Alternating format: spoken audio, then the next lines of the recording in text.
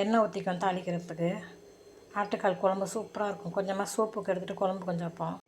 எண்ணெய் காஞ்சிச்சு, பட்டை கிராம்பு போட்டுக்குவோம்.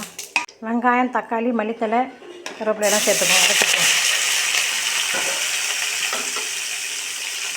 ஆட்டுக்கால் வேக வச்ச கால் கூட கொஞ்சம் ஒரு ஸ்பூன் மஞ்சத்தூள் போட்டுக்குவோம். ஒரு ஸ்பூன் மிளகாத்தூள், 1 ஸ்பூன் மிளகாத்தூள், குழம்பு தூள் இது போட்டு சேர்த்துக்குவோம். அப்படியே எடுத்து ஊற்றிக்குவோம். உப்பு போட்டுக்குவோம். நல்லா 2 கத்திரிக்காய், 1 முருங்கைக்காய் போட்டுக்குவோம். ஆட்டுக்கால் குழம்புல அருமையாக இருக்கும். இப்போ இந்த நேரத்தில் தேங்காய், சோம்பு கொஞ்சம் அரைச்சி போட்டுக்குவோம்.